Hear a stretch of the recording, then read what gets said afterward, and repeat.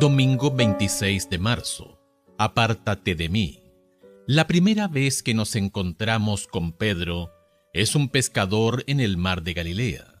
Mateo capítulo 4, verso 18. Marcos capítulo 1, verso 16.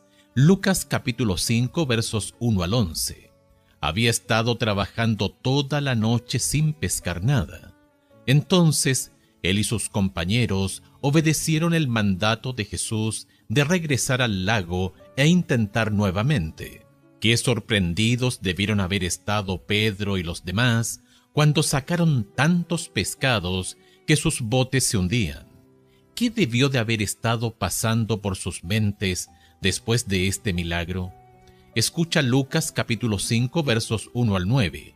¿Qué nos dicen las palabras de Pedro a Jesús en Lucas capítulo 5 verso 8? Es decir, ¿qué indicios nos dan acerca de dónde se encontraba él espiritualmente? Lucas capítulo 5 versos 1 al 9.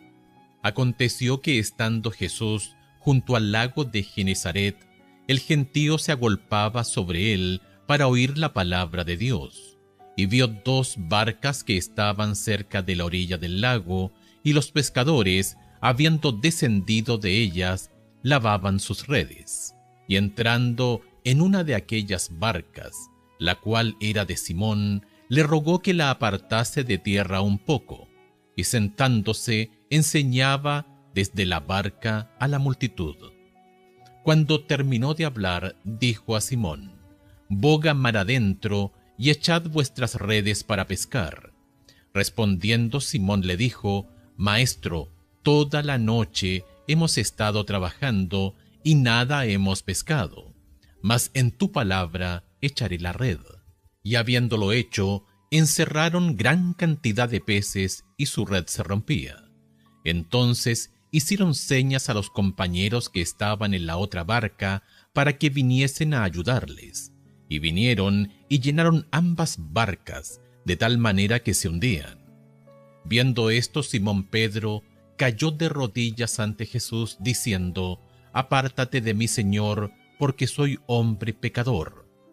Porque por la pesca que habían hecho, el temor se había apoderado de él y de todos los que estaban con él.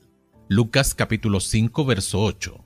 Viendo esto, Simón Pedro cayó de rodillas ante Jesús, diciendo: «Apártate de mí, Señor, porque soy hombre pecador». Pedro debió haber quedado impresionado por lo que conoció de Jesús. Aún antes de este milagro, cuando Jesús había dicho al grupo que echara sus redes al mar, la respuesta de Pedro, aunque se mostró incrédulo porque no habían pescado nada, fue, comillas, «En tu palabra echaré la red». Cierre de comillas, Lucas capítulo 5, verso 5. Pareciera que, ya entonces, Pedro sabía algo sobre Jesús y que este conocimiento lo impulsó a obedecer. De hecho, la evidencia sugiere que, antes de este evento, Pedro ya había estado con Jesús por un tiempo. Quizás una clave se encuentre en Lucas capítulo 5, verso 3, que habla de lo que sucedió antes de esta pesca milagrosa. Comillas, «Y entrando Jesús en una de aquellas barcas, la cual era de Simón, le rogó que la apartase de tierra un poco, y sentándose, enseñaba desde la barca a la multitud». Cierre de comillas. Quizá las palabras de Jesús aquí fueron lo que impresionó primeramente a Pedro tan profundamente. Sin embargo, después del milagro, Pedro percibió algo más en Jesús, algo santo en contraste con su propia pecaminosidad. Al darse cuenta de su pecaminosidad y por disposición a reconocerla públicamente, Pedro mostró cuán abierto estaba al Señor. No es de extrañar que haya sido llamado. Cualesquiera que hayan sido sus faltas, y eran muchas, Pedro era un hombre espiritual que estaba listo para seguir al Señor sin importar el costo.